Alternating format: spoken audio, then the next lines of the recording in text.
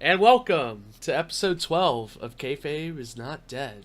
I'm your host, CJ, and tonight we got our doctor, Dr. Dapper, and we got, technically it's not the Hans Zimmer, or Hans Zimmer. The Hans Sir Gruber. Hans Gruber. Yeah, Come on now. Not Hans Zimmer. How could you not remember the name of the greatest character in the greatest Christmas movie of all time? It is an amazing Christmas movie. For those listening to this audio podcast, Jess, our longest reigning prediction champion. I wanted him to introduce We himself. haven't decided that yet. He is not on video this week. He is using his Still traveling. Skype portrait, which is the one and only Alan Rickman, a.k.a. Hans Gruber. A.K.A. From Die Severus Hard. Snape, A.K.A. Yeah, a.k.a. that guy from, From pretty much every... all those. I was going to movies. say, I can't even pick another one. Let's go with Galaxy Quest. Yeah. But yeah, anyway, we're getting sidetracked already. So on Yeah. this episode, That's for our movie podcast. we're getting totally extreme, and we're recapping Extreme Rules. So extreme. Spoiler alert, it was pretty good. Yeah. The Yeah, final that is a match was spoiler. extreme. Pretty good. Are you kidding me? Were we watching the same Extreme? This is Extreme Rules 2017? It's definitely not extreme 2016. It's extreme for rated G and PG. Extremely G-rated. Hey, not to get too into our predictions this early. But These are our predictions, you but- stupid fuck. We're at the point where the show has happened. no. I am your no, champion, and what- now we are discussing what we witnessed. What I'm saying is, we had a tiebreaker, and I won on one of the tiebreakers because of the PG era, and that was specifically what I said in the prediction show, because I was like, they're not going to have color, there isn't going to be any blood, even though it is Extreme Rules, they're not going to be cool. We never did a tiebreaker though. Yeah, we never Sadly. set up a tiebreaker. No, that was one of the extra questions we did, though. No, I posed that question. I thought we didn't that use it was- as a tiebreaker. No, we never did it. I thought those were actual questions we were doing. You No, know what? because- You could go back to enjoying the tangy taste of my shaft. I am still the prediction champion. Well, pretty much I what would we say decided- in the future we will have those extra questions count for points. No, what we need to do is we need to have one question or get rid of the questions completely and just have champions rule. But we can't let the champion match our choices almost verbatim and just go off of one I mean, so he can be like, oh, I got it. we'll let the fans decide that. I think we can't really do too much about that. I We think can't force it anybody works to out pick. well because we have so many matches we guess similar that for each match where all three of us wash each other out, we do a bonus question. Yeah. All I'm going to say is, and I'll discuss it at the end, I was the one keeping track of who won what matches. Yes, I let And- you run the Excel spreadsheet. Yeah. this And week. I was, you guys were leading. CJ was actually leading. And then at the very end, I came back for the three-way tie. And Because you know what? We'll get into it because myself and Dapper already kind of discussed this on the pre-show, and our logic was sound going into our predictions. It's just one of us got lucky, the other one didn't. And No, but one didn't get lucky. He enforced Much the champion's like in rule Star of no Trek, the disqualification. original No one cares about episode, Star Galileo Trek. 7, logic will fail you when it comes to emotions. Oh my god, I'm gonna hang up on him. hey, Might as well. do not This alienate. conversation's too highbrow for you. Do not alienate the Star Trek crowd. I'm sure that's like at least 5% of our audience. Yes, Jess. Well, with that said, let's I go don't ahead. even want to retort. Let's just get into this shit. Let's go ahead and recap Extreme Rules and see Extreme! how totally extreme rules. Radical, bro. And see how our predictions went. So we had the pre-show. We originally thought that Goldust and R-Truth were also going to fight. Our That would have been card, so extreme we if they did, but they did not. to unveil behind the curtain. We taped our Extreme Rules show pretty early in the week. Our predictions anyway, and we were the card that we were using was going under the assumption that they were gonna fight. So we had to obviously not count that, but we did get Apollo I do Crews. believe there were plans for them to fight, just because this Extreme Rules There's only 6 matches. ran short. Yeah. It fell short on the time card. They So, had well, an extra 20 minutes. I'm assuming they were just they're just saving it to build it up a little bit more. And you know what? If as long as the payoff is good, I'm okay with waiting. With my problem with the Shinsuke stuff was the payoff was not great. So No. hopefully SmackDown the was better. R-Truth Goldust stuff, it does pay off, whether it's at Great Balls of Fire or SummerSlam or whatever. But anyway, so ignoring that match, we had Apollo Crews versus Kalisto. Apollo gets coached by Titus and lands some moves, but can't quite get the pin after getting coached up. And Apollo then gets hit by a Kalisto's finisher because he kind of gets distracted by Titus, and Kalisto gets the win. So I guess the brand is not really paying off, especially because Titus has lost cleanly. Like I had said previously, Kalisto's going for that title run. He is on match number 6 streak. He picked Apollo Crews just to go with the crowd. Okay, I caved to peer pressure. I think he's lost. I think he's lost once, but technically, ever since he beat Braun in that dumpster match, he's been on a little bit. It seems like he's been on a winning streak. No, he has. What they're doing is they're putting him up against jobbers who are so ignorant of a match that they're like, "Oh my God, Titus O'Neil jumped on the ring. I must stop everything I'm doing because Kalisto's not here." Like you see in movies where like the hero and the heroine in the middle of a giant battle just stop what they're doing and then like have a kiss, and apparently everyone's just like, "Oh, don't come within a 10-foot radius of them because they're having a moment. Let's just skip them, let them live." Like, I'm pretty sure that's porn. That's no movie I've ever seen. Because you watch porn, Jeff. That's why I just you said don't that ever doesn't see happen in any movie. Actual movie. Anyway, there was 2 things I wanted to point out. With I only watch Goldust Productions. Do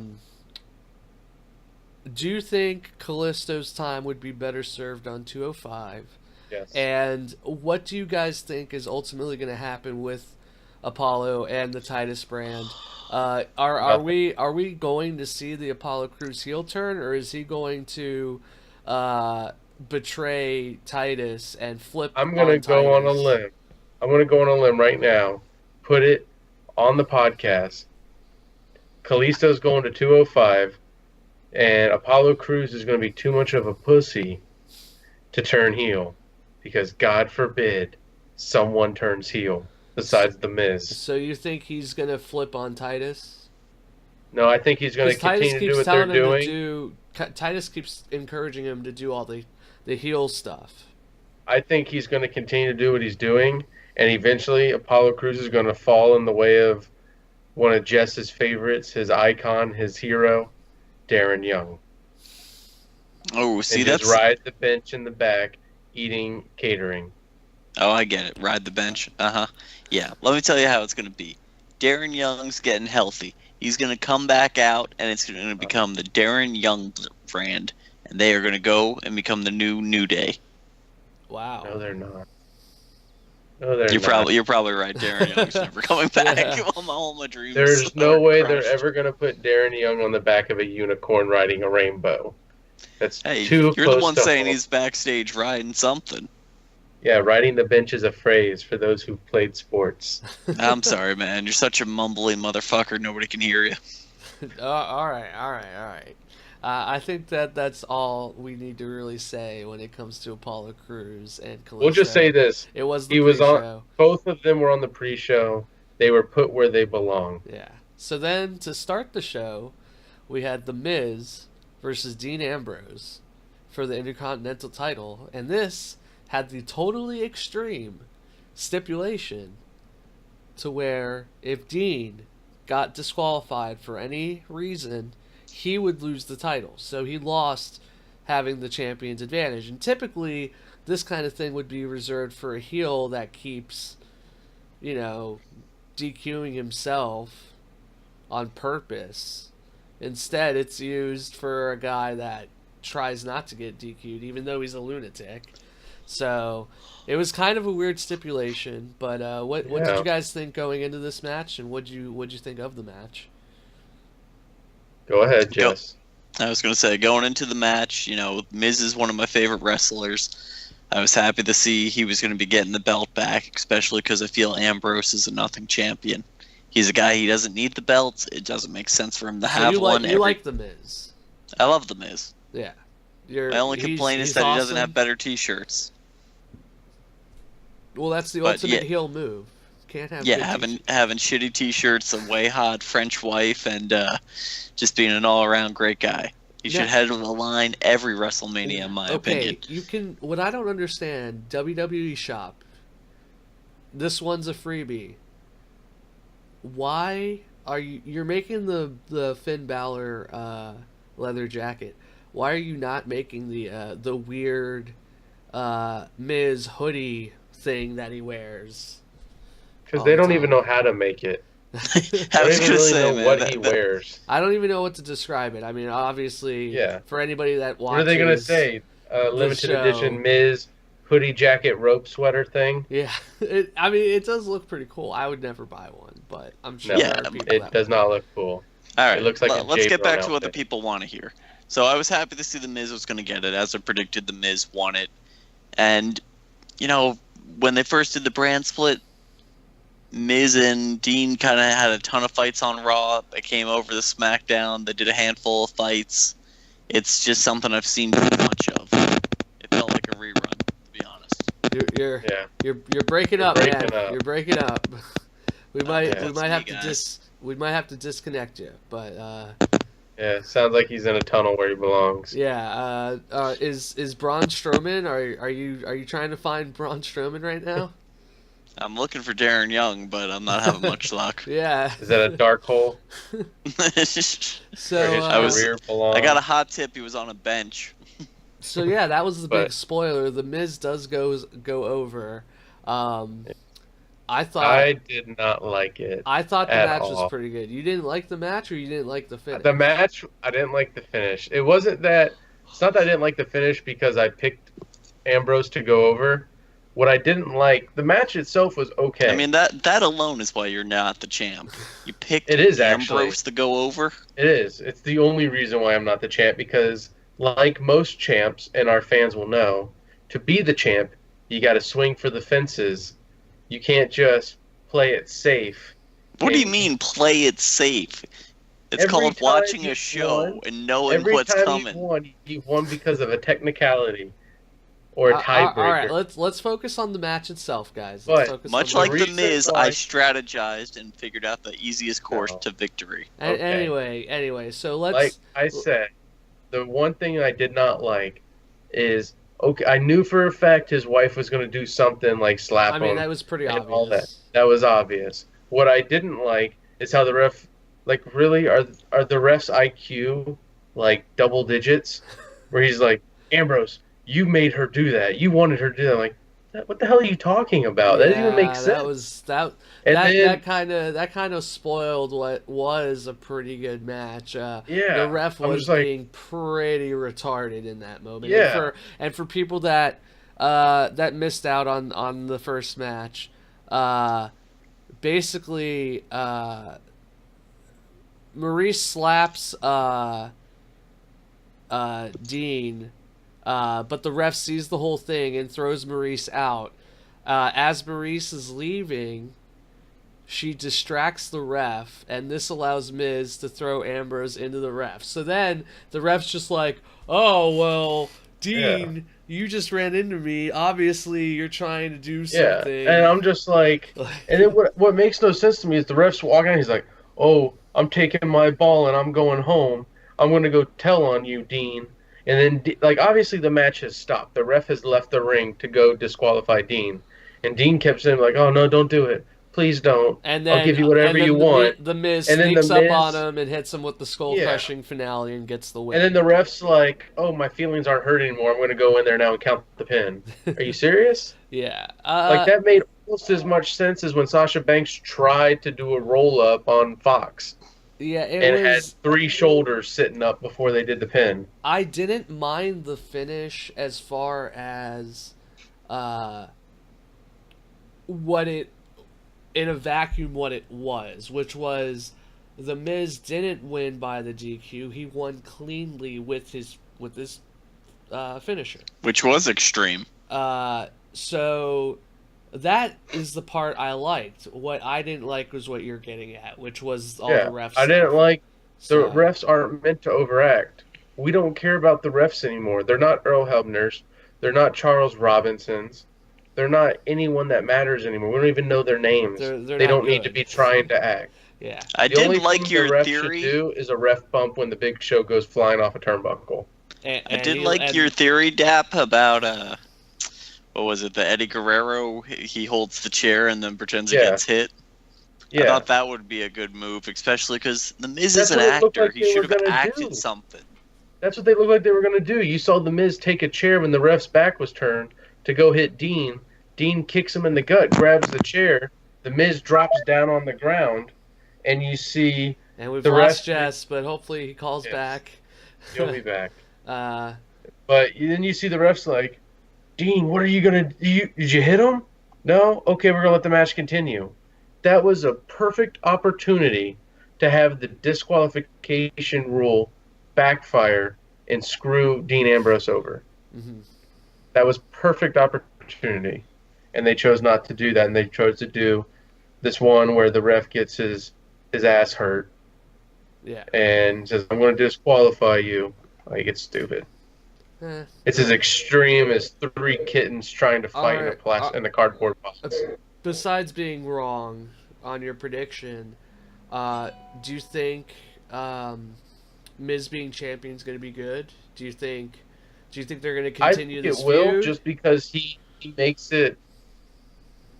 Yeah, I think he will, because one, honestly, I like the Miz too as a heel, but the Intercontinental Championship's the only as far as he's ever going to go.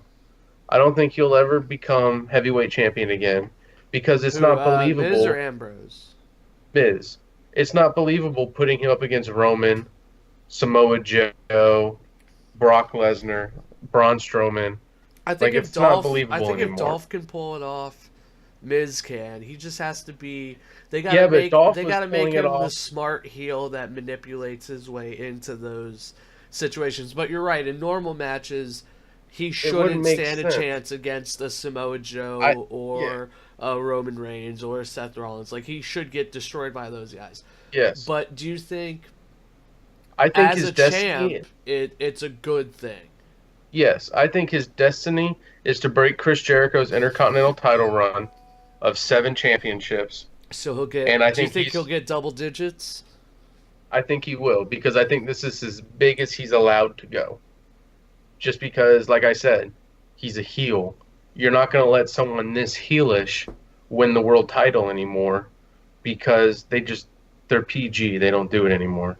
But he is better than Dean Ambrose as an Intercontinental Champion, because I honestly put Dean Ambrose, not so much skill-wise or personality, but in this era, character-wise, right there with Roddy Piper, where everyone's going to like him no matter what, whether he's a champion or not.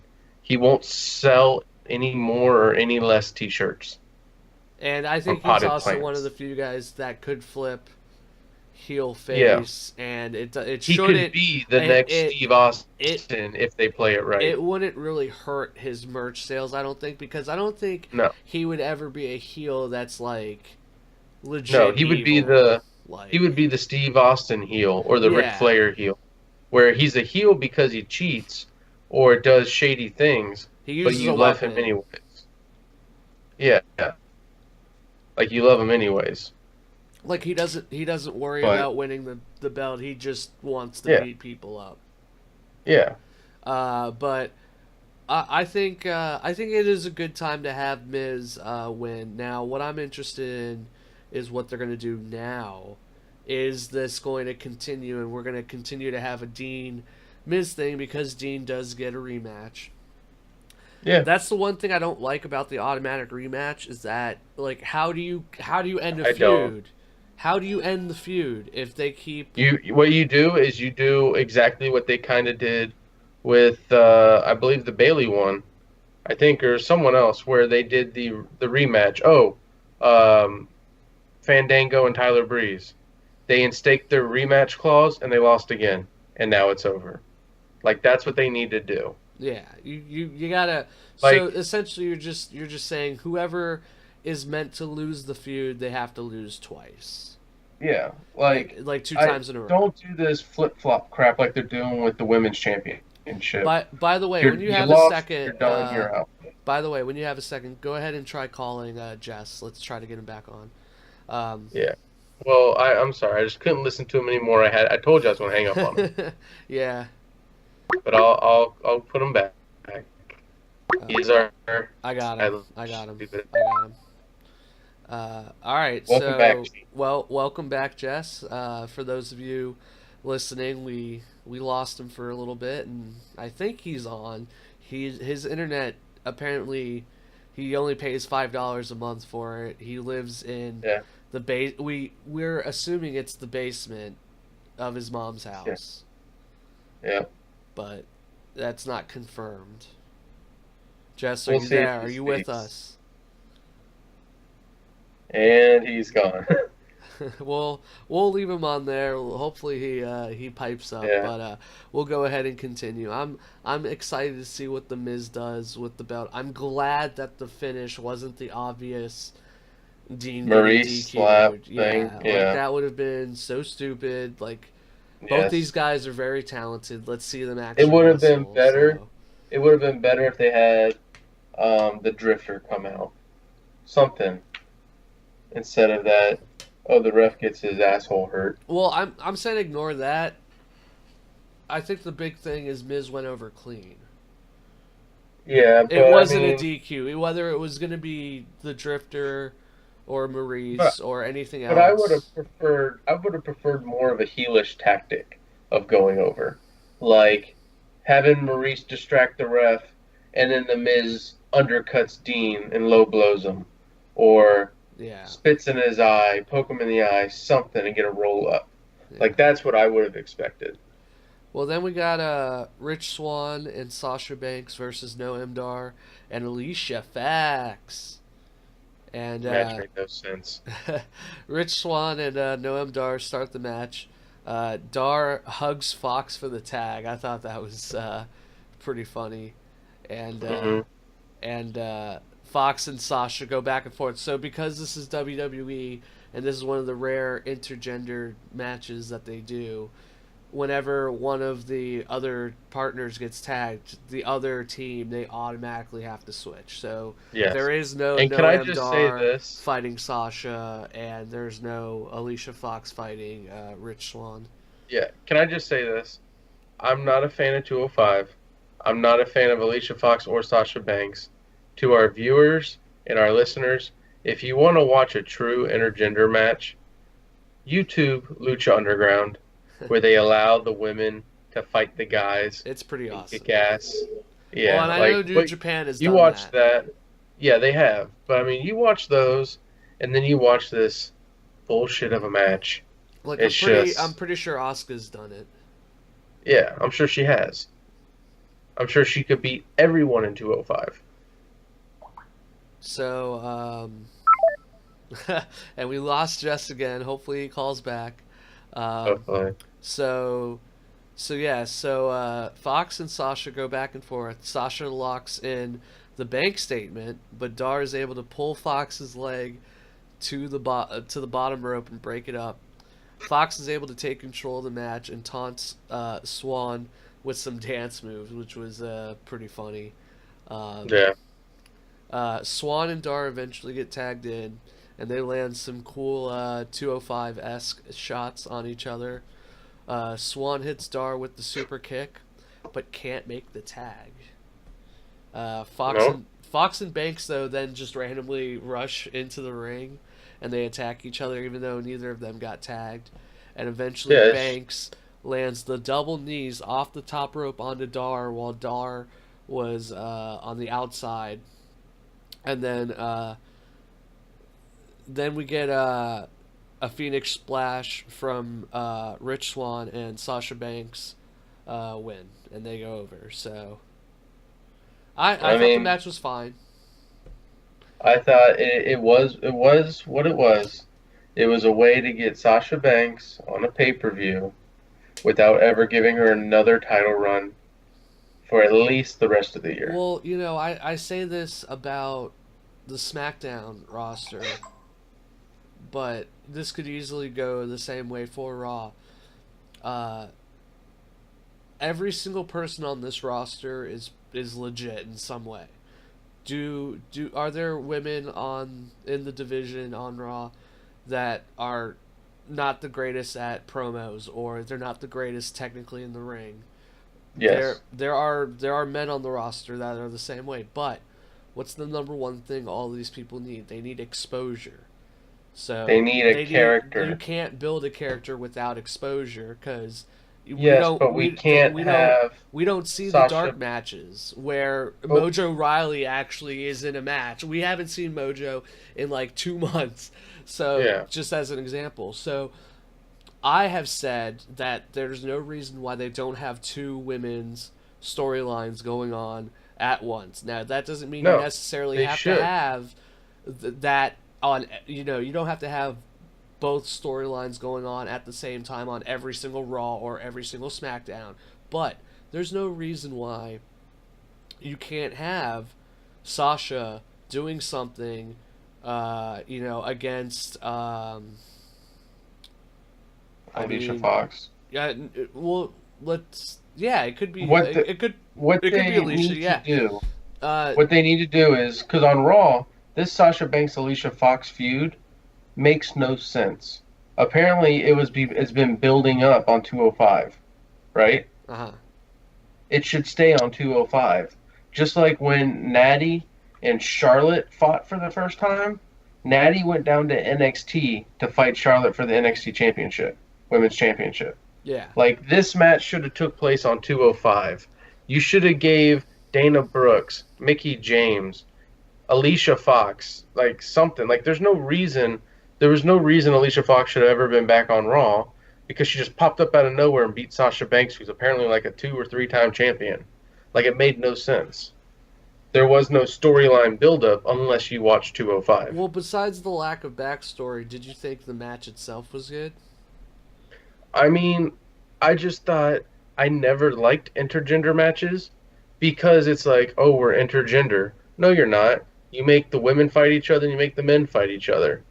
Like, you won't allow Alicia Fox to slap Rick Swann in the face. Is there a specific reasoning why? Is it for injury, like liability purposes? Like, why? It's because it's PG era. And they look at, even though we're supposed to believe that The Miz is some huge movie star when all his movies go direct to Redbox. But, like, we can believe that, but we can't believe that a crazy person like Alicia Fox can't take out a 160 pound guy. Or Sasha Banks, who's apparently this great champion, could take out Noam Dar. We're not allowed to believe that. So let's go ahead and try calling Jess again. And while we try to get Jess back on the line, we got the Drifter coming out, and he sings a song about Baltimore, and I thought it was pretty hilarious. I think he said his Wi-Fi went out, yeah. so he probably won't be back for a little bit. But The, it's okay, it's quieter. And this is why our episode 10 was so good.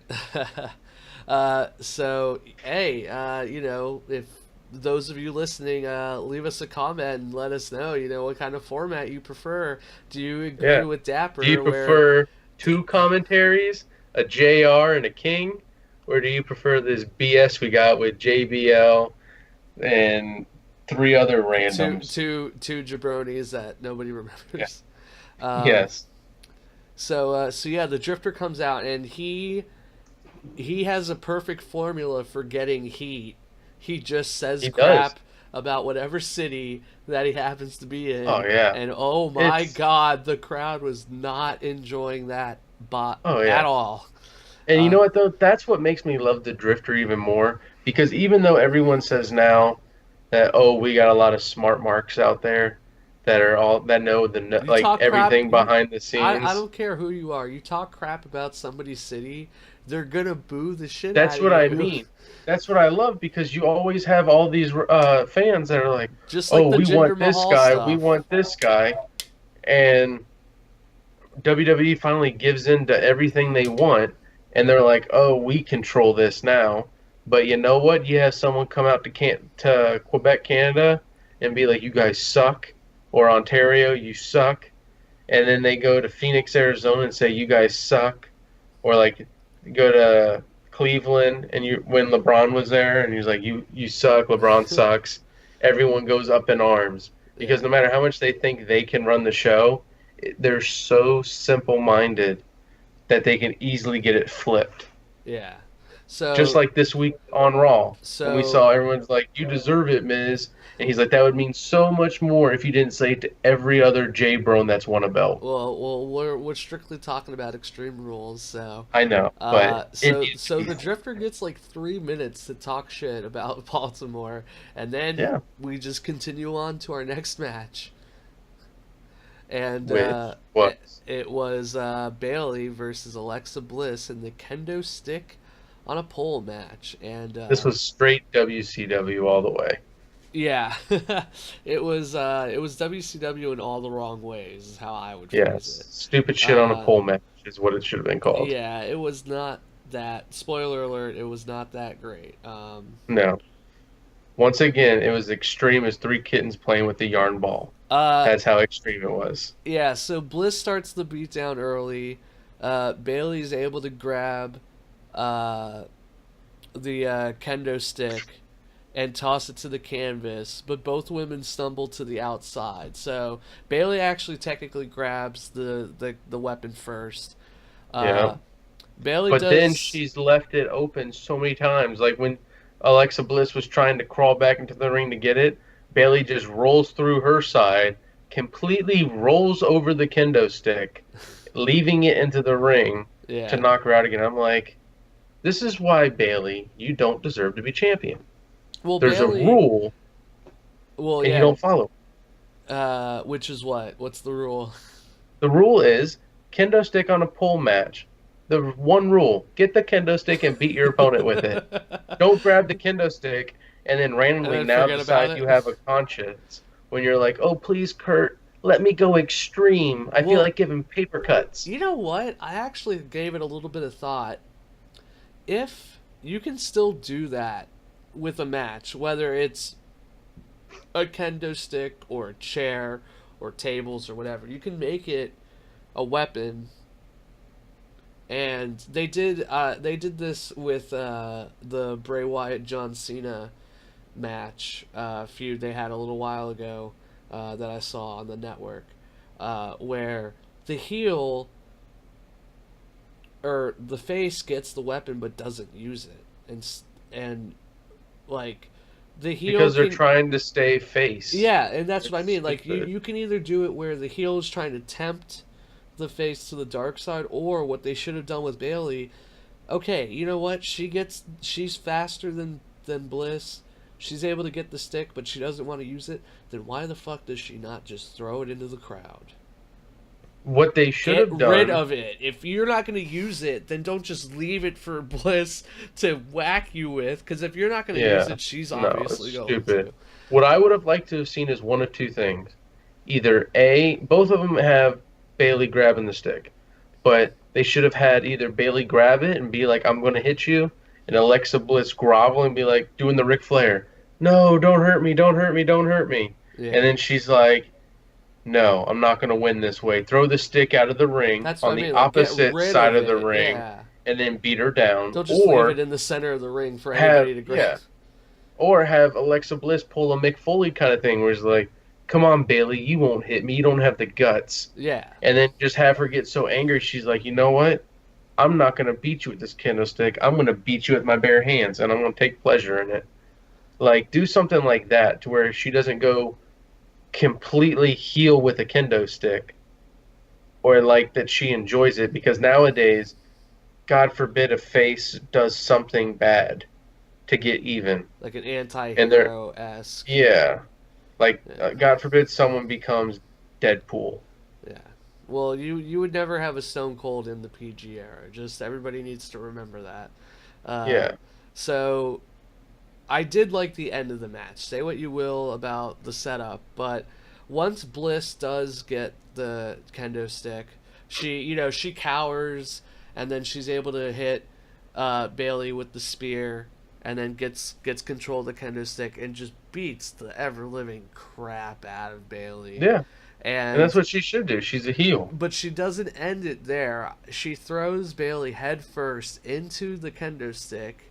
Which It's made like, no sense. it didn't make a lot of sense, but it was cool looking. Yeah, I And guess. then hey, you need to like this part.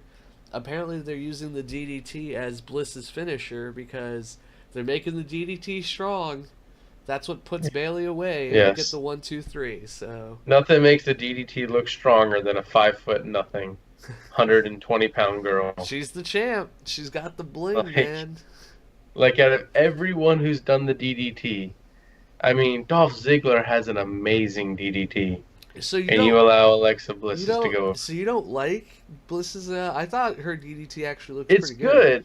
It's good, but it was one of those things where it was I don't know how to explain it, but it's one of those things where it's kind of like, really, like when you watch her go over with it, you're like, really? That's the one you let go over? Not the other 50 million DDTs we've seen over the last 10 years? Do you want to try Jess again? I tried. He's not even like on Skype anymore. Oh, okay. Yeah, because I gotta But keep my my screen on full. yeah, I'll Okay. keep trying Well, to get him, and if he decides to take his we got head 3 out more of his ass, matches, so hopefully he can come back before the main event. But yeah. because well, are you do you have a recap of our predictions? Because we haven't really been Yeah. Yeah, I have it up So here let's since I took the score. okay. So what were our predictions for the Miz and Dean Ambrose? I'm pretty sure I picked So- Miz. Yes. So what happened so far with Apollo Crews and Kalisto? Yeah. We all went Apollo Crews, even though Jess kept saying, "Oh, Kalisto's going for gold." Yeah, he caved Yeah. because that's how much of a weak I ass thought champ they were he gonna. is. Well, I thought they were gonna use this to start an Apollo Crews push, but Callisto, they're continuing the story where Titus Brand is like shooting himself in the foot. So Yeah. So we all went Apollo and lost. okay, And then the next one was the Miz. You both went Miz. yep. I went Dean Ambrose because, like the true champ, I'm gonna go different to put some space between us on the scoreboard. And then didn't we And it all go backfired. Noam Dar and Alicia Fox? Yes, we all went Alicia Fox, and we all lost because why would Alicia Fox win when it matters? Yeah, Sasha Banks. We should have always gone with And Sasha you know Banks. why she lost? Because they added the intergender match with Noam Dar. He was the Black Horse dead ringer. I'm like, you just screwed up my prediction. You got the stank of a jobber. Yes. And we obviously all went Bliss. And we all went Bliss and got that one. So then we get to this match. And by the Sheamus- way, at this point, you guys are like 2 up on me. It's like 2-1. And I remember sitting there with Jess, and he's like, "You're going to lose." I'm like, "Don't count me out yet." yeah. I got my dark horse in the final match. So we get the tag team title match. It's Sheamus and Cesaro versus the Hardy Boys in a steel cage match. Yes. And This was a perfect chance to break him. I loved and hated this match.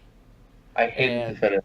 And my biggest problem was not the finish, but it was the incorporation of a certain aspect of the cage, and we're gonna get to it in a second. But let's go ahead and let. Can I just say it was as if he forgot to do it, and someone gave him a headset, and he was like, "Damn it, get back up there!"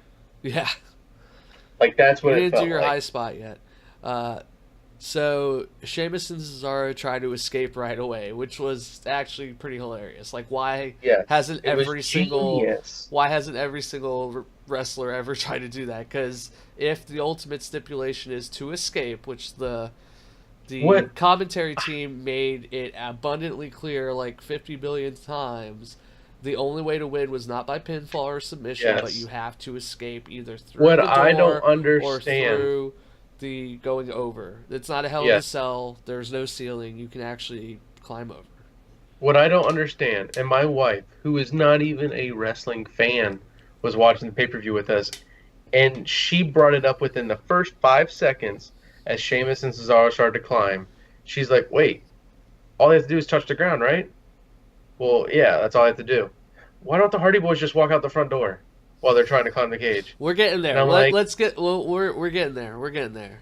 So And I'm like, it's just like in the horror movies, why the guy always goes into the haunted house and doesn't just keep walking. 'Cause it would have been over. why they always split up, which Yes. actually happens in this match as well. So Yes. so the heels try to escape right away, but the Hardys are able to grab them and stop them. Jeff beats up Sheamus and Cesaro beats up Matt. They just keep because there's no tagging in this match. They're all just brawling at the same time. Sheamus and Cesaro are able to throw both Hardys into the cage, but they still can't escape. Both teams exchange some cage spots until Matt almost climbs out. Cesaro is able to grab him, and Sheamus hits Matt with the rolling senton. Nobody uses the open door, and they continue the beatdown. So this was my absolute biggest problem with this entire match. Was not the fact that the door was usable.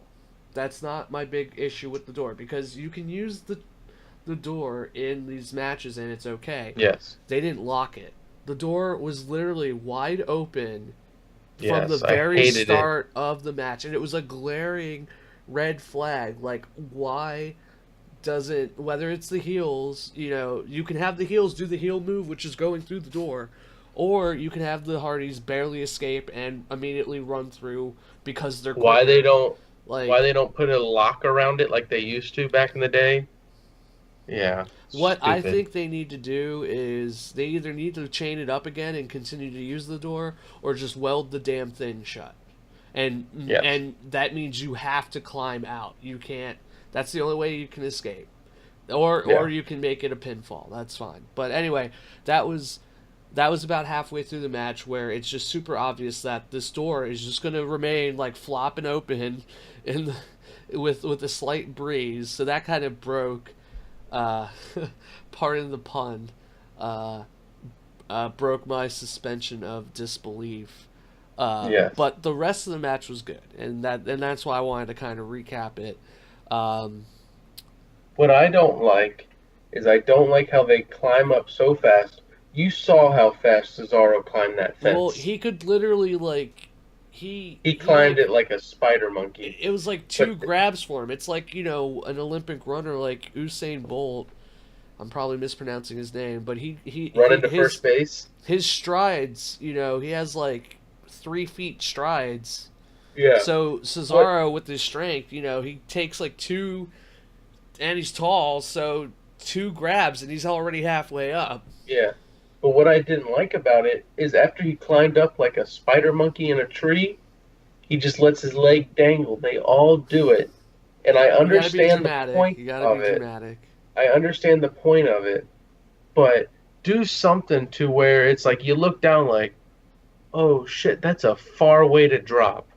Like, do something to kind of make it believe, why is he straddling the top of the cage and not just lifting his leg over? Don't just be there like, 1, 2, I'm up. I'm tired. The match isn't over yet. Essentially, you're saying everybody should injure each other's legs, so they can't climb over. Just make it a little bit believable. So you were kind of hinting at using this as a way to break Matt and Jeff by literally beating the crap out of Matt. And they've been doing this actually the past couple weeks. Yes. Sheamus and Cesaro have literally been beating the crap out of Matt. Even though they've been winning, Matt keeps getting the short end of the stick. He just gets his And ass he whooped. goes face first into the cage again. Jeff's able to fight back a little bit, but can't clear the cage. Sheamus misses the bro kick, and Matt hits a tornado DDT. So the Hardys start getting the momentum, but then there's this one turning point where everything just goes to hell for the Hardys, and I don't think they're doing it because I don't think they have the rights yet. But if they were trying to set up breaking them, this match was literally booked perfectly to set that up. It was. Even the finish. Yeah, exactly. Even the finish. So Cesaro tries to keep Jeff from hitting the floor, but can't keep it up forever. Matt then hits 2 side effects and tries to climb out. So the heels are able to drag Matt back over and hit a double team like combination Power kind of bomb. slant. Well, it wasn't. It was weird because Cesaro was kind of hanging on the side. He wasn't really fully. It wasn't like a double team superplex or anything like that. He kind of just was like along for the ride. It was like, you know what, Sheamus, you got this. So Jeff has Was this the one where Jeff was trying to pull him over too? Yeah, well, guess this was Jeff after. got out, yeah. Jeff gets on the other side of the cage and is To try trying and pull him out. pulling Matt out, but then Sheamus and Cesaro Cesaro hits. grab him and pull him back down. So Jeff is like, Sophie's choice: do I climb back in or do I jump out and increase our chances of winning by 50%? Because to win, it's the first team to get to hit the floor on the outside, whether it's through the door or over the cage. That doesn't matter. It was this moment. Jeff leaves Matt alone, and that's what sets up the double team. So I didn't know if I made that really clear in the recap. So this was another thing. It's like this is a perfect way to break him. Yes, because this is what Jeff I like, abandons and him. they ruined it. Like I honestly feel Jeff got out of the ring, and somebody on the other side, whether it was the timekeeper, the bell ringer, JoJo, whoever, Matt, you didn't do a high spot off the cage. And he was just like, shit. I knew I forgot something. Yeah. Well, like, if he would have left and stayed on the ground and grabbed onto the cage being like, Matt, get out. Like, do something like that where it looked like he literally left his brother to fight the bear. Well, it wasn't, I have to outrun the bear, just outrun you. I did like Jeff escaping first to set up the Whisper in the Wind. It wasn't a Swanton. It was technically the Whisper in the Wind. I thought it would have been better if he would have done it first and then climbed out, and then they did this double team stuff. Well, okay. The reason why I liked Jeff escaping to set up the steel cage high spot, the reason why I like it is because think of what think of what you just said. Logically, it makes 0 sense for you if you get to the top of the cage. Logically, why would you ever jump back into the cage? Why would you just ever do that? Just like Chris Jericho did when he first came back. Instead of escaping, why wouldn't you go? So Jeff escaping first and then realizing, oh shit, Matt couldn't get over. Matt's gonna, oh well, crap, I have to come back in. What's the best way to join the match? Obviously, jumping off the. So I thought logically that makes more sense. This is what I was thinking, and I don't know if it's ever going to work out with the lawsuit. And I had a thought process about the lawsuit that could work in WWE's favor, and I'll talk about it after. But what I was thinking is it could be something as simple as he climbs up there, gets to the top, looks down, he's like, Swanton in this bitch, and does it. And then if you watch the TNA Impact Broken Matt Hardy, he kept calling his brother a spot monkey because he always went for the high risk, high fly moves. Yeah. This is a high risk, high fly move. And then after he's getting beat down, Jeff climbs out, So lands on the you could bottom, and you watches his brother get double teamed the whole night. well you can And it would say have. you can say you know, Matt Matt feels like Jeff abandoned him, and then he only came back not to save him, but to do the high spot because he's a spot monkey. You know, you could even Could work have. that into I mean, it could the have, but storyline. both of our storylines would have been perfect if they would have just followed through at the end. Well, okay, so when before Jeff does the high spot off the cage, Sheamus actually bro kicks the door into Jeff, and I thought that was an awesome spot. Yes, Um, he realized the door wasn't locked. yeah, and he just that had to. I don't know how you stop that from really hurting, like as far as controlling that door. You don't. Because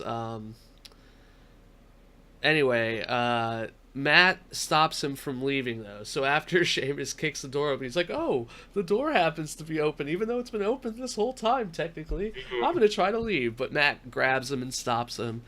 Cesaro is out cold for some reason. Matt tries to climb out again, but Cesaro grabs him and hits him with an uppercut. And then they hit Matt with the top rope white noise, which was that double team maneuver where Sheamus is kind of like off to the side. Yep.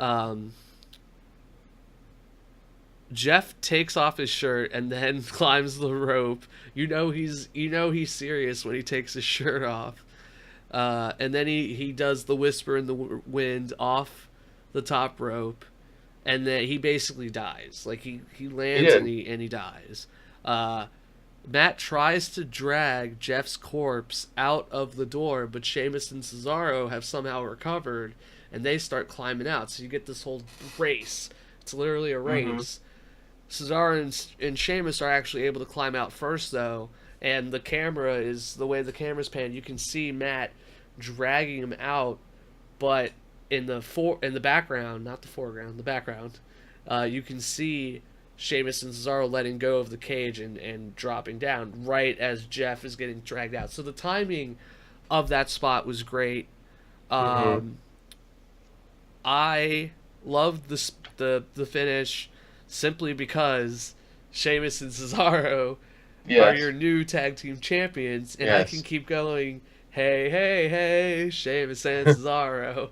Like, I'm glad they won. They deserved it. They get no respect, and hopefully this means that creative is going to do something with them. I think they can have a legitimately good run and a long run, especially if this is potentially not the start of the broken stuff, which it should be, but the start of a fracture in the tag team that is known as the Hardy Boyz.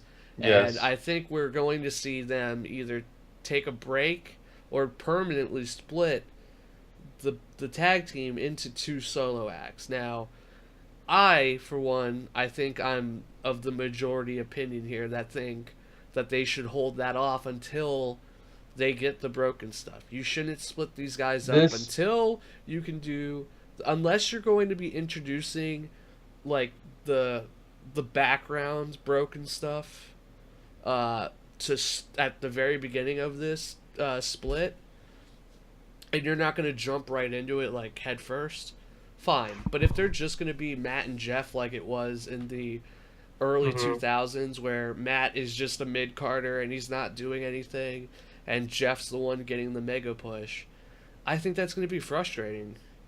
Yes. I think what they should have done, and like you said, either way of our way of predicting the match would have worked if when Matt pulled Jeff out, instead of embracing him, being like, "Oh, we'll get him next time, brother," be like, "Stu shows little something," to where it was like, "Your high spot cost us."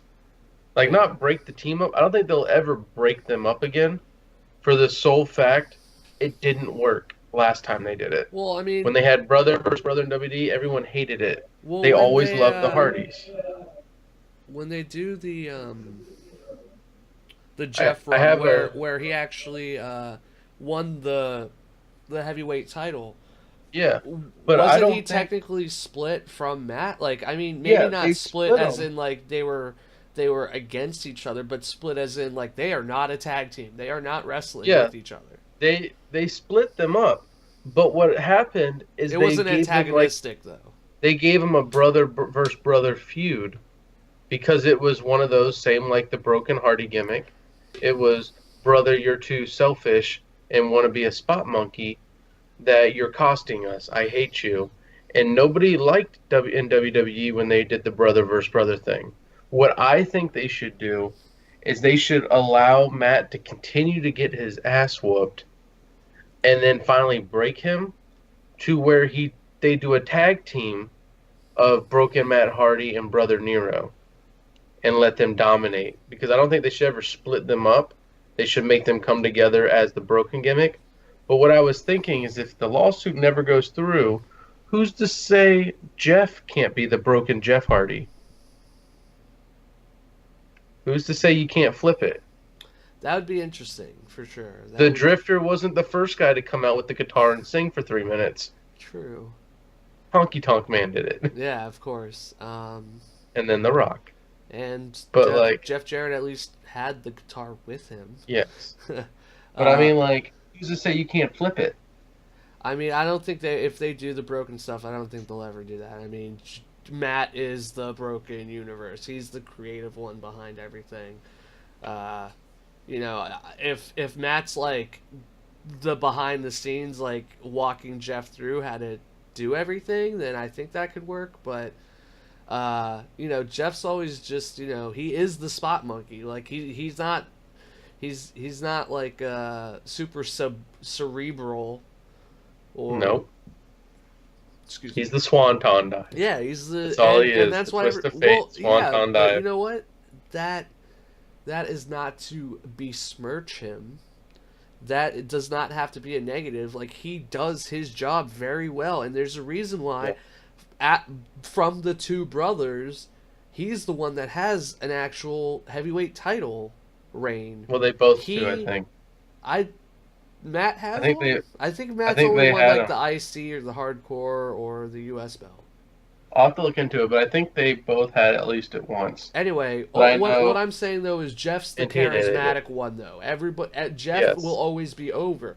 Matt is the one that kind of gets left behind. Yes, he does. But with the broken stuff, that's Matt's meal ticket. So hopefully they do it. But I'm excited to see what Sheamus and Cesaro can do, especially on Raw. But then we had one of my favorite matches, the 205 match, Austin Aries versus Neville for the Cruiserweight title in a submission match. Such a bullshit match finish. Oh, man. Another disagreement. I loved the finish. I didn't like the outcome, but I liked the finish. Okay. Okay, let me rephrase that. I did not like the outcome. We'll definitely get into that, ugly. but we got a lot to go over because this match was pretty great. And anytime I can advertise 205, I'm gonna do it. This is my show, god damn it.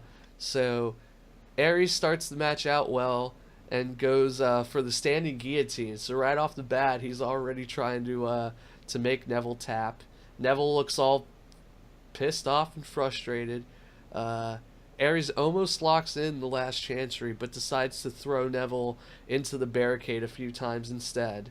So yeah, Aries showing that little bit of a nasty streak he's had in his heel runs. Neville targets the knee though, and after Aries lands awkwardly, and he gets all of the momentum almost immediately back. Once that knee, this whole entire feud, this has been a constant thing with the knee, and I mean, whether it's legitimate or not, Aries knows how to sell it, and you know what? A knee is a big deal. You can't really do much without a knee, so Yeah. I'm sure even if my knee was 100%, you kick it once, and I'm gonna be like, I don't want to be in this ring anymore, Yeah. So I can only imagine a guy like Neville who does this for a living is just constantly targeting it, not only during this pay-per-view, but every single dark match they have, every single televised match they have.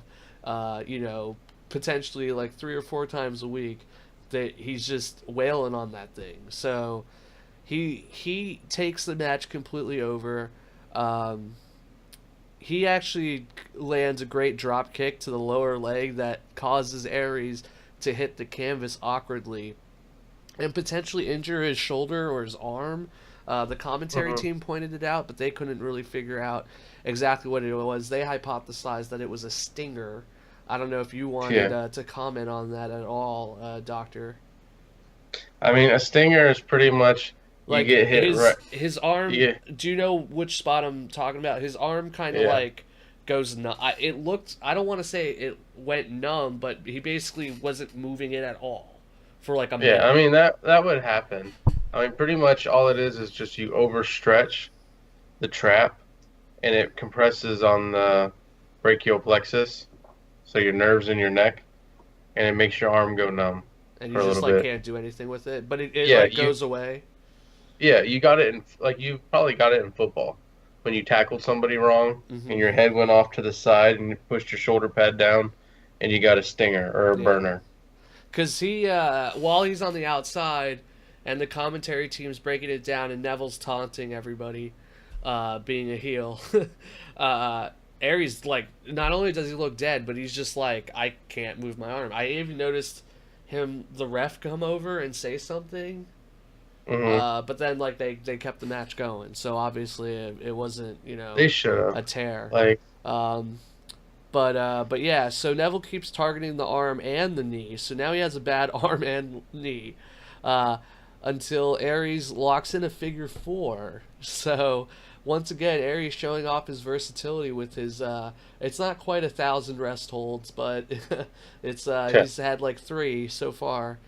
that's Um, only up for Dean Malenko yeah. and Chris Jericho. So Neville's able to eventually roll and get use that momentum to get the rope break. A double goes for the high risk maneuver, but Neville is able to avoid it and locks in the rings of Saturn. So back and forth once again, showing these guys it's been a 50-50 feud for a lot Hmm. of it. Um, Aries is able to get a rope break with the leg, but is obviously hurting. So like this is why the finish worked for me, and that's why I wanted to describe the lead up, because he is literally the majority of this match he's been getting the shit kicked out of him. And Yes, he's the entirety of this feud has been him getting the shit kicked out of him. Uh, for you the know, last 3 months he has had wins though. He has had wins, and he's won when they don't cleanly. matter. He's been, and that's why I think this feud works, because even with the 50-50 booking, it shows it's like Rocky. Aries is like he takes 2 steps forward, 3 steps back, 1 step forward, 2 steps back. Like he's getting It's the there Brock slowly but Lesnar surely. Goldberg Well, feud. well, I think there's one important part that sells this entire thing, and why I'm okay with uh, this feud that keeps going. So, I don't think it's gonna keep going though. well, we'll talk about it in a second. So Neville tries to lock in the rings of Saturn, but Aries is able to reverse into his own. So even with him hurting, he's able to keep putting in all these different locks, even Neville's own submission maneuver.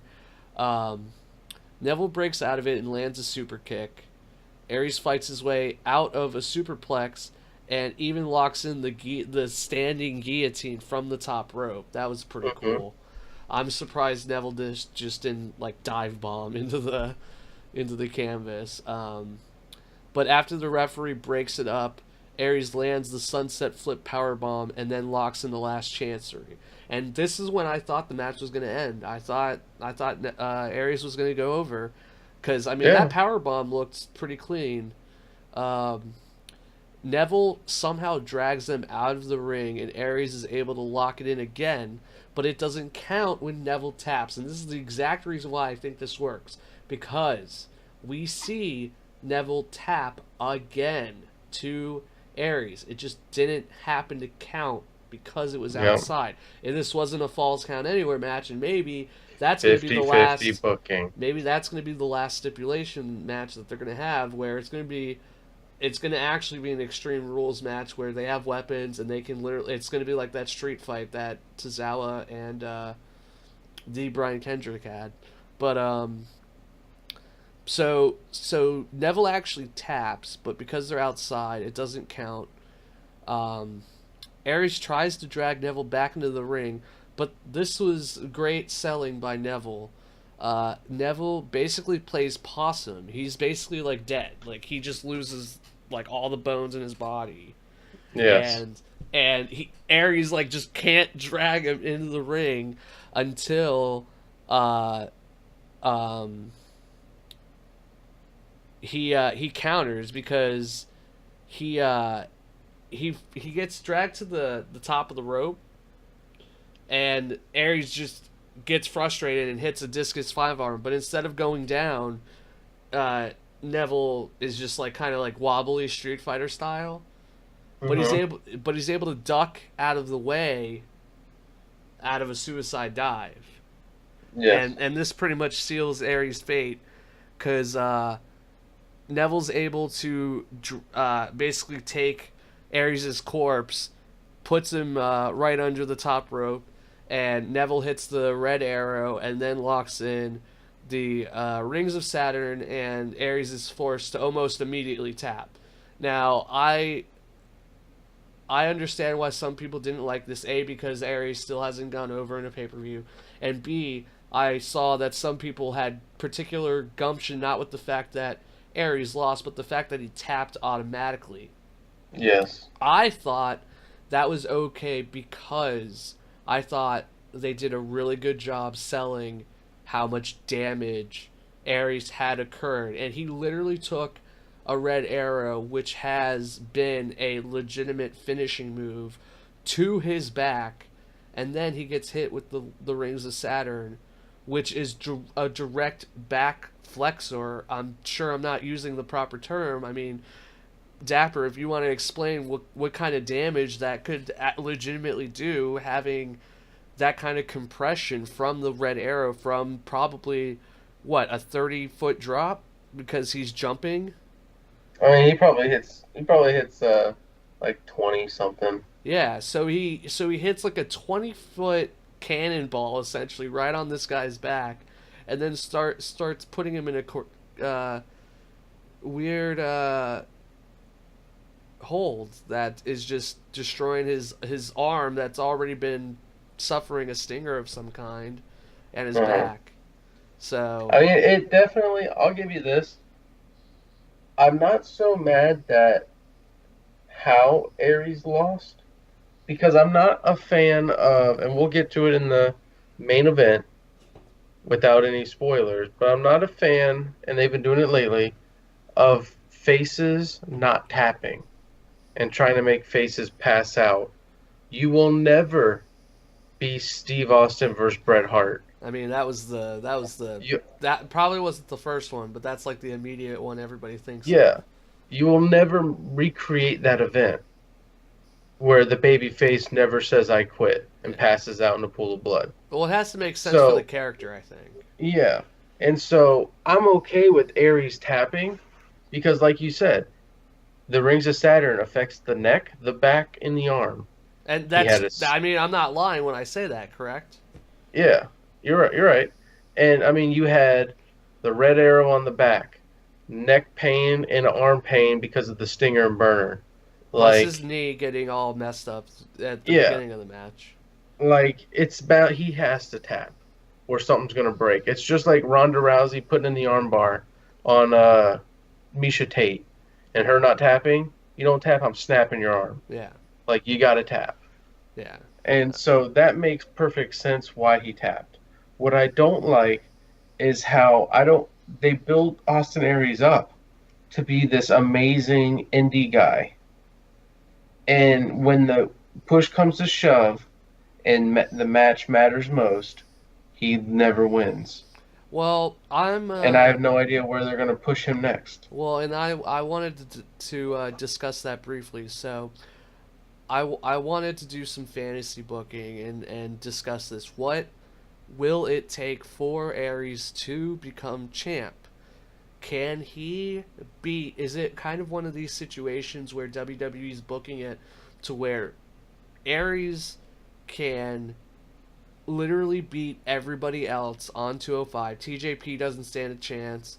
That's what they're gonna have to do. Even some of the main card guys like an Apollo Crews or Callisto, Jack Gallagher. Nobody can beat Austin Aries except for the white whale known as Neville. Neville cannot lose. So would it take Neville losing the belt to a TJP for Aries to swoop in and take the belt that way, or is Aries eventually going to beat Neville?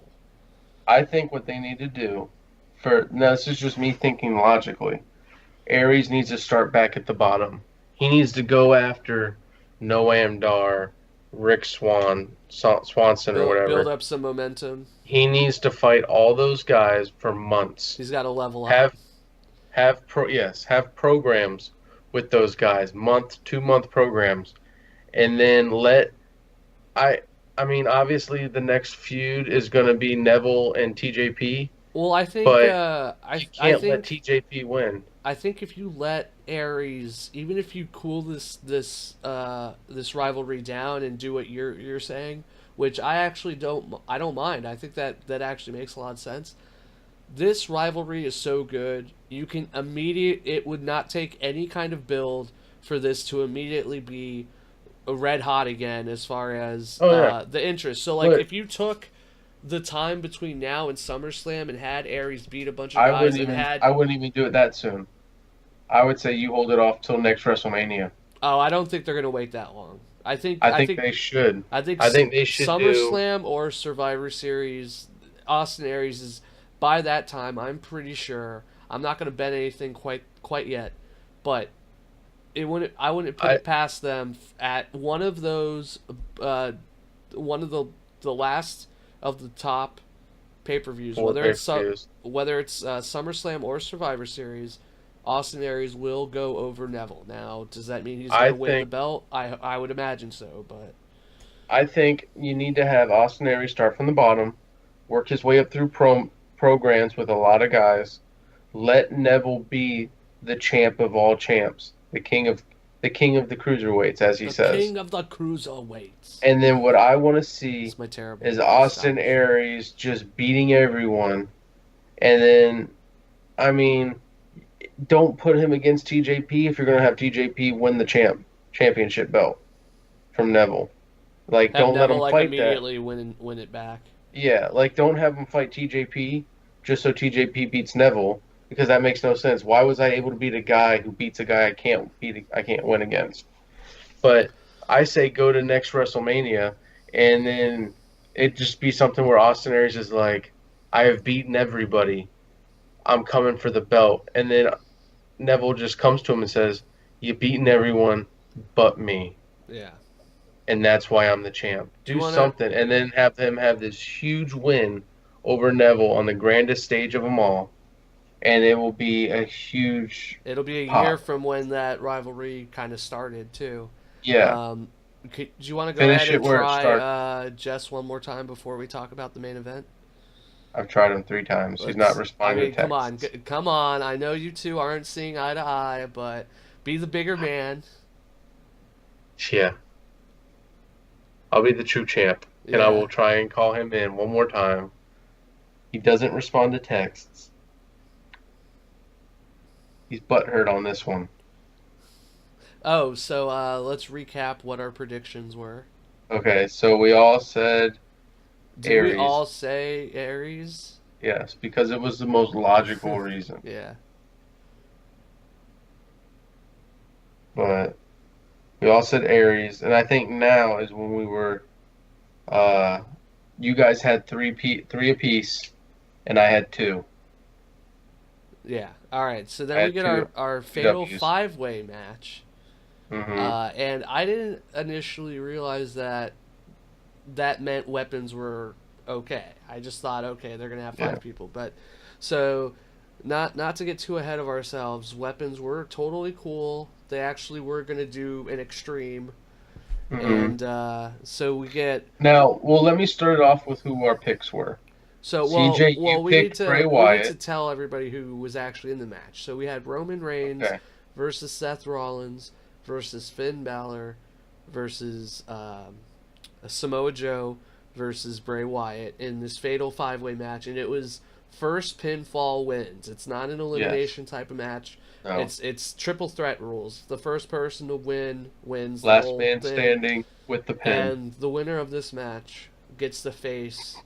Gets the Brock Lesnar. opportunity, I guess. I'm using opportunity in quotes because they're gonna supposedly get destroyed by Brock Lesnar, like a sacrificial lamb at Great Balls of Fire, and that sentence is pretty ridiculous. I can't believe that Yes. is a real pay-per-view name.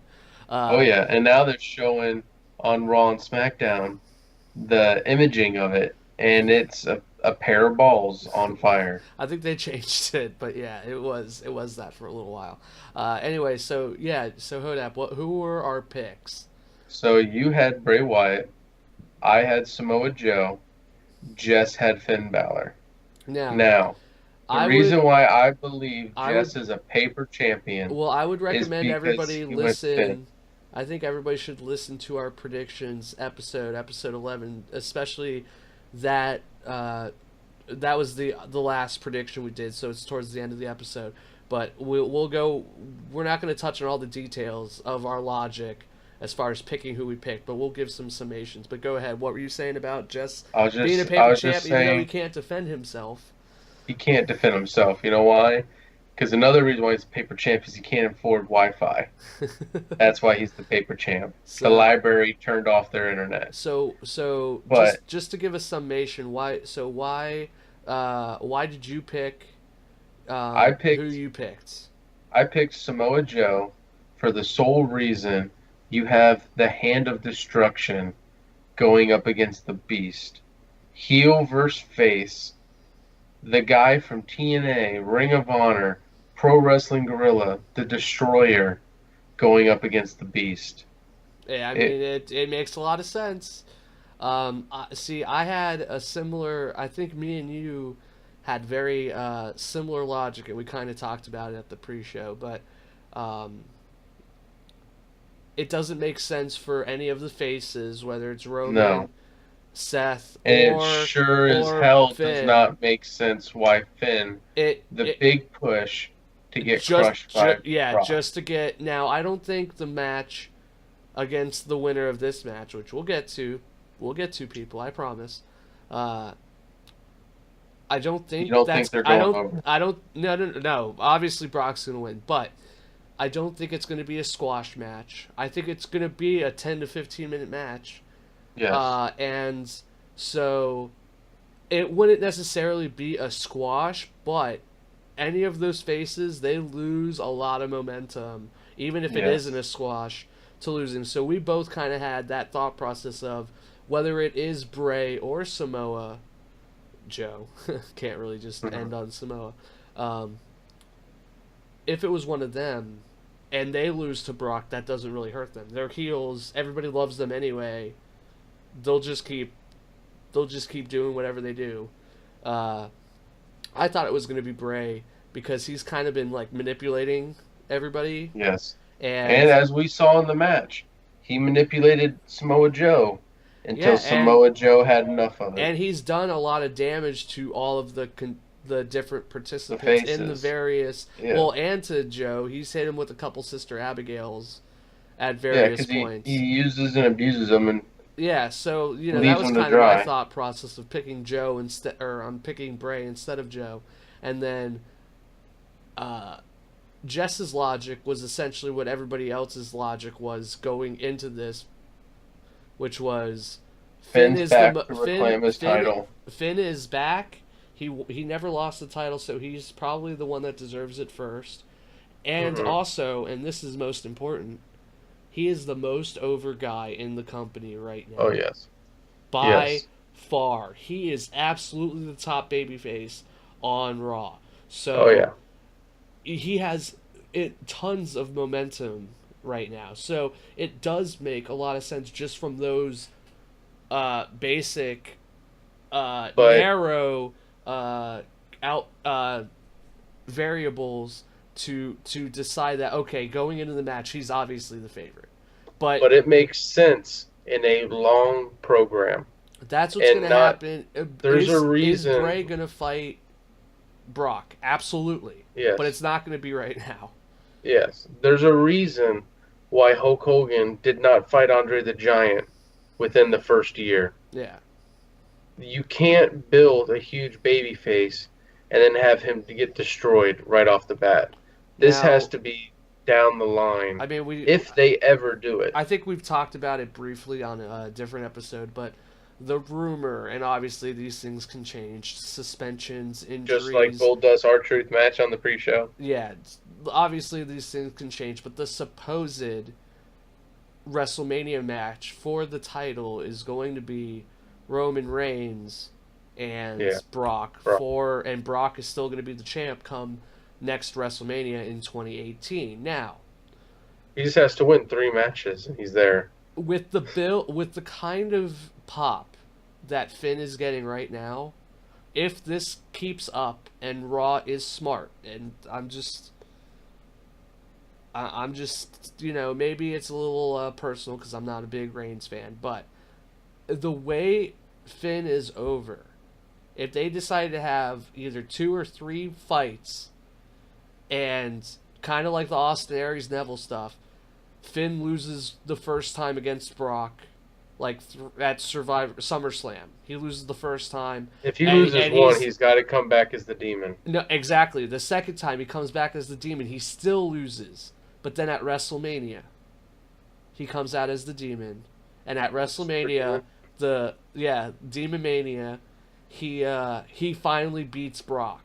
Wouldn't that be a hell of a story and a hell of a way to end Brock's title reign? Instead, that's exactly what's going to happen, except it's going to be Roman Reigns. Roman Reigns will make no sense.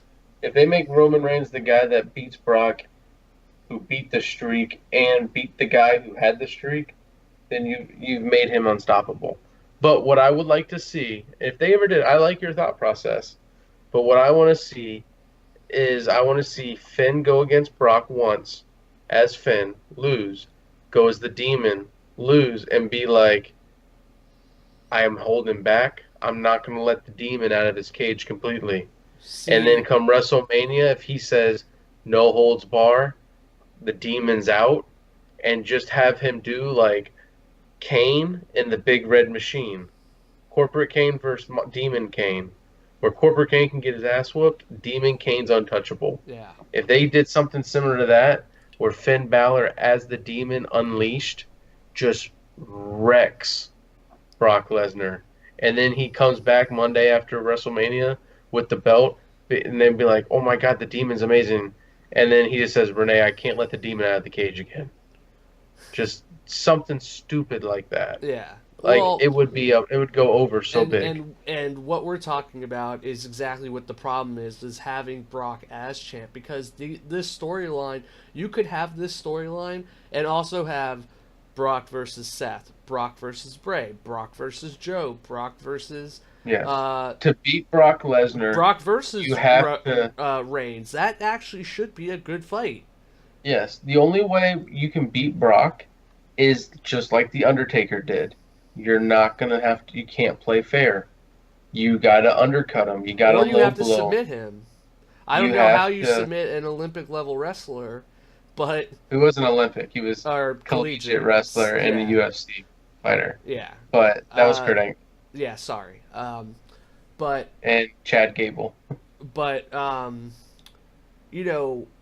you could make a legitimate, and that there's a reason why this was a 5-way match. You could make a legitimate argument every single one of those guys should and could have an amazing match. They should have a title with run. Brock and have a great title run. The problem I is don't think Brock it should be with Brock. does not fight, so we're only going to get to see some of those feuds. And you know what is even sadder?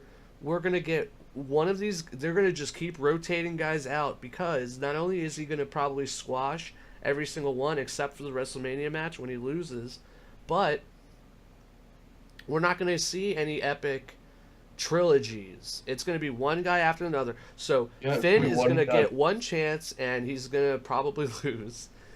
But what I see, here's the thing though. You say they all deserve a chance. They all deserve a chance at the title. They all don't deserve to fight Brock. Well, I think There's a reason why deserves a Undertaker weird never fought Sting. There's a reason deserve. why Undertaker never fought John Cena. Deserve is a weird word. I Some think matches should not be done. I think what I'm trying to say is all of those guys would have should have a great match with Brock. I would argue that. I think all five of They these should guys. because they're all talented wrestlers. But to save character, some people should not fight other people. Oh, if you're arguing that, I mean, sure. But I'm just saying, like, ring work wise, I think all these styles of each of Yes. these five guys would work perfectly against a guy like Brock. Yes. As long as Brock gives a shit, he should be able to put on a 4 to 5 star level match with any of these guys. But anyway, we're getting too There's sidetracked. there was Fantasy there was a booking. reason there Uh, was a reason why Brock was the one to beat Goldberg, yeah. So not let's Kevin Owens. so let's go ahead and let's talk about the actual match. So, But can I just start this one off? uh, This is why I hate Fatal Five Ways, Fatal Three, like three triple threats, whatever they want to call or them, 4 ways. four ways, menage a For trois, those that are anything. kinky out there. Yeah, this is why I hate the match where they have odd numbers Well, I thought because this you was left Roman Reigns this is standing hilarious. in the center of the ring, looking around like, what am I supposed to do? Well, it's a perfect microcosm for how they actually book him. Roman Yeah, just yeah. gets to do whatever he wants, and he's just They like, they book him whatever. as the big dog in the yard, but it sucks when all the other dogs left the yard and they're outside fighting, Yeah. and So you're just standing so there with your thumb up your so ass. essentially, we had the feuds start the match, which was Bray and Finn are fighting each other, and Joe and Seth start brawling. And yeah, like Dapper, like you were saying, Roman just chills in the center of the ring. Yeah, he's Bray like, man, I wish eventually Braun was here. Bray eventually gets back into the ring and goes one on one with Roman. Reigns lands a Samoan drop on Wyatt and Joe. Uh, Balor then runs in and almost eats a Samoan drop from Roman as well. Rollins then squares up against Reigns until Joe and Bray run in and double team Reigns. So they keep teasing this Seth and Reigns thing. I know they had a fight last Raw before Extreme Rules, and Hmm. some people are thinking this is going to be the feud leading up to before Reigns goes after Brock. It's going to be a Rollins versus Reigns. They're going to keep going back and forth. And you know what? I'd be okay with it. They I put would on too. some They have good a good matches. match. They Yeah. put on good matches. So then Joe and Bray run in and double team Reigns. Rollins attacks Joe, and Bray throws Reigns into the ring post. Uh, that's like the one spot Reigns always eats is that ring post, especially after Yep. the shoulder injury. Um, but Balor runs in against Bray and Rollins, and Joe fights some more. Balor stomps a mud hole into Bray, and then this is a great spot. So then Bray rolls out, and then Rollins tries to roll in, and Balor just keeps stomping, and then Yes. Joe runs in, and he gets stomped, and then he lands a suicide flip onto all of them. So that was a great transition for Hmm. Balor. Reigns then comes out of nowhere and lands a nice uppercut onto Balor. Roman then beats down Balor until Bray attacks Reigns. So yeah, this I mean, it's the just a beginning lot of was back a little and forth. yeah, the beginning was a little rough, but I think once they Yeah. got going, especially the middle Once, and towards the end, this match yeah, really once picked they up. allowed Samoa Joe and Bray to team up to be a little team together to take everyone out, it was perfect. Yeah, I think the one thing that you were saying is like with the awkwardness with Roman, I think ultimately what that is it's because of the odd numbering. With Yes, they should not do odd if numbering. well, it was okay once we got to this midpoint because what happened was everybody was still fresh. But once you get to that midpoint, you can randomly have any of these guys take a big bump or a big punch and they're knocked out for like a quarter of the match while the other four Yeah, but guys are Roman brawling, Reigns gets and knocked they out. well, they did till that the several times with several other people. Like Joe would take a break, and then Wyatt would take a break, and then Reigns would get knocked out again. And they would jump around it, but it was Reigns that was starting that, which was what this sequence was yes. indicating. But then But I loved Reigns, how yeah, go ahead. whenever they were gonna tag up on people, you could see the manipulation in Bray's face, how he's controlling the scenario. Yeah, Like that one big spot when they pulled out the steel steps on Roman. You could tell that Bray had everything under control yeah. until he crossed Samoa Joe too soon. Well, we'll get there in a second. So, I Reigns feel we goes. should skip to that because that's a big spot. It is. It Everything else is. is kind of weak. Well, no, no, no. I thought this entire match was good, except for the very beginning. Reigns goes for that like what is it, drive by or whatever the hell Yeah, calls this it. random The drive-by. the drop kick onto the canvas, onto Bray, but Joe interferes. Roman gets tossed around by Is Joe, this and the when does he get the kick in the face from Finn? Because that was amazing. I think that was a real kick. I think that was later. I thought it was after the drive-by. It might have been, yeah. Um, so so Roman starts getting tossed around by Joe, and then Bray joins in on the fun, and that's why I wanted to set this up because this is what starts setting up what they do with the steel steps, yeah.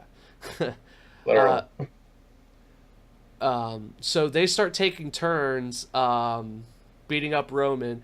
Bray takes a break on the table, and he just like lays out. And he's just like, "Hey, what's up? I'm just chilling here." Uh, Yes. and then Joe and Bray run around the ring with the steel steps, and Bray just has this maniacal look. He's just like, he has this twisted smile on his face while he's running around with Joe, and I want to see that as a tag team now. Hmm. um, Bray then stands on the steps and takes a bow, and the steel steps MVP of the match. At the halfway point, at least. What do you think of that Yes. sequence? I mean, like I said, I loved it. I loved how he's not just controlling idiots from the Wyatt family, but he can manipulate anyone. It makes it believable as the Eater of Worlds, the The cult of whatever, personality. yeah, whatever he's supposed to be, whatever his gimmick is. It makes sense because he can control Samoa Joe, but it also shows that you're only as strong as the people who follow you. And when no one follows you, you're nothing. And that's Yeah. what he's kind of become. So Bray and Joe then start beating down Balor in the ring. Seth eventually joins and is able to temporarily take down Bray and Joe. That is until Bray lands a DDT on Rollins on the steps. Joe tries to continue the beatdown on Balor, but Balor punches his way out. Joe then locks in the Coquina clutch until Balor can Yes. flip out of it. So, kind of foreshadowing there, what's gonna happen later. But Joe, I mean, it wouldn't shock me if Joe could legit choke out anybody with that maneuver. Like, Yeah. I mean, all it is a rear naked choke. but I mean, also with like all his weight, I'm sure he's able to like Yeah. flex that into somehow making it hurt You even just more. lock it in and pull. Yeah, I mean, I don't care how That strong was you are. If you can't breathe, you're that gonna was black out. that was one of my finishers. How I usually pin people in high school is a I'm gonna make you choke black out. out. Yeah. So Bray then returns with a chair and beats down everyone except for Joe. They then wedge the chair onto Balor, and Joe and Bray take turns doing a senton on top of him. So that was a pretty brutal spot. It's pretty much just them taking charge of the whole match. Yeah, and I Going loved it. around I thought it was until great. who did the suicide dive, Uh, which turned the tables? I think that was Rollins. Rollins. But yeah, Balor basically looked dead in the corner and had the chair wedged behind him. Joe throws Bray at him, but Balor's able to get is able to counter and throw Joe into the chair and is able to dodge Bray. So he just like uses his ninja like reflexes to counter everything. Reigns then comes out of nowhere and hit Bray with a drop kick, and then tries to roll up Bray. So maybe that was the drop kick you were talking about. No, there was one where Finn. I thought it was after the drive-by, where Finn always is on the apron. Oh and yeah, he runs and around. kicks. Yeah, he ran around and He did a couple runs and drop kicks. kick. Yeah. And he does the one kick where he always obviously slaps his thigh to make contact. But this one looks like he just straight up squared kicked Roman right in the face, Yeah, right in the chit. it was probably right after the drive-by. And he was bleeding from his mouth. And it came into the part, it led from there to where Samoa Joe had Finn in the coquina clutch, and then Reigns speared him. Mm-hmm. That's the next time you saw Reigns. So Reigns hits Bray with a drop kick and then tries to roll up Balor, but at 2, Reigns decides to pick up Balor and slam him, and then hits Joe and Bray. So Roman starts taking over the match because every person had kind of their section to show off in the match. They're solo. Yeah, Roman hits Joe with a boot and then Bray with a clothesline and is the only one left standing in the ring. So, if you told me Roman was going to win after watching that sequence, I wouldn't have been shocked. He fists the air and then goes for the spear on Bray until Joe grabs him and drags him to the outside. Joe and Reigns exchange blows until Bray helps out. Bray then slams Roman into the table and taunts everyone. Rollins then finally comes back because, like I said before, one guy would get knocked out and then the forward. So Rollins finally joins the fray and jumps onto Joe and Bray. He covers Bray and almost gets the pin and then lands a double blockbuster on Joe and Bray, but can't get the pin on the Eater of Worlds. Rollins then lands a suicide dive on Joe and then goes for the second one on both of them, but Bray is able to throw Joe into Rollins, and here's where it and turns. takes the entire move, and Bray is able to attack Rollins. And this was the point where I was like, oh my god, I'm gonna win because I picked Bray. So I was like, Bray's been basically controlling this entire match from a certain point of view, Yes. Rollins gets hit with a clothesline and looks knocked out, but for some reason he's able to recover enough to hit a Falcon Arrow out of nowhere and gets the near fall on Bray. So this was the one part where I kind of didn't understand that transition, because Rollins was the one that was getting beat up by Bray. But then Rollins goes for the springboard, but okay, so Rollins goes for the springboard but eats the Sister Abigail. Mm-hmm. And it looks like Bray is going to win until Samoa Joe interferes. Joe takes the fight to Bray, and they start arguing about what happened with the suicide dive. Bray goes for the Sister Abigail on Joe, but Joe counters into the coquina clutch. But then Balor, so once again we get another guy that was knocked out for a while. Balor finally recovers and returns with a chair and lays waste to the heels, and then hits Reigns with some solid shots. So then I was like, oh, well then Finn's now going to win. So both Joe and Bray can't hide outside either, as Finn chases them down and hits each of them with a drop kick. He then throws Bray headfirst onto the table a few times, and then puts Bray onto the other table. So I guess he was doing it to the English announcer table, and then he drags him over to the Spanish. And then realize we only break the Spanish one. Yeah. So he looks like he's going to be setting up the coup de grace onto Bray through the table. But Joe locks in the coquina clutch on Balor until Roman Reigns spears both of them through the barricade, which is and then here comes Seth Rollins. And out comes Rollins. He wakes up and hits the frog splash onto Bray through the table. So Rollins and Reigns are the first ones up, and they start to brawl in the ring. Almost as good as Hornswoggle's tadpole splash. Yeah. So Rollins hits a Superman punch, but can only get the near fall. Actually, I'm assuming I miswrote that, and it's Reigns. Roman. Reigns hit the Superman punch. Reigns then goes for the spear, but Rollins counters with the roll up. He gets a 2 count and then hits a super kick and gets another 2 count. So he just keeps landing shots on the Roman but can't Yep. quite get the finish. Rollins then Because he's the big dog. goes to the top rope and lands a frog splash, but still can only get the 2 count. So it was 3 near falls in a row.